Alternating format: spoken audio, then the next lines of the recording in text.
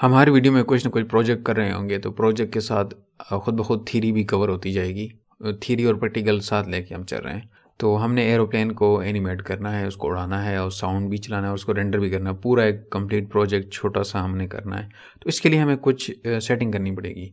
वो सेटिंग्स ज़रूरी हैं बिकॉज़ जो हमारी एनिमेशन होगी वो लीनियर नहीं होगी, वो डिफरेंट होगी, वो सर्कुलर में हम उसे घुमाएंगे, तो उसके लिए कोई सेटिंग करना ज़रूरी है। तो पहली सेटिंग जो ज़रूरी है वही है कि आपकी जो प्रोफाइल है वो डिफ़ॉल्ट वर्कस्पेस है, वो डिफ़ॉल्ट होनी चाहिए। तो अगर नहीं है तो आप यहाँ पे क्लिक करेंगे और आप रीसेट कर लेंगे। रीसेट टू सेव लेआउट, ये हम ऑलरेडी डिस्कस कर चुके हैं कि वर्कस्पेस को किस तरह रीसेट किया जाता है। इसके बाद एक दो सेटिंग्स हैं जो हमने करनी है, फिर नेक्स्ट वीडियो में हम इसको एनिमेट करेंगे।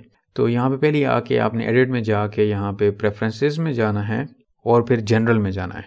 जनरल में जाने के बाद यहाँ पे जाने के बाद ये देखें, ये चेक हुआ पड़ा है default special interpolation to linear. इसका आसान लफ्ज़ों में ये मतलब है कि जो भी की फ्रेम्स बनाएगा ये लीनियर बनाएगा। लीनियर का मतलब लाइन में एनिमेशन को ये बनाने के लिए चेक हुआ पड़ा है। इसको हमने अनचेक करना है, पहले ये काम करना है, फिर हमने डिस्प्ले में जाना है। डिस्प्ले में जाने के बाद यहाँ पे ये बाय डिफ़ॉल्ट ये चेक हुआ पड़ा है नो मोर देन 15 सेकेंड्स। तो ये मोशन पैथ के फ्रेम्स बता रहा है यहाँ पे।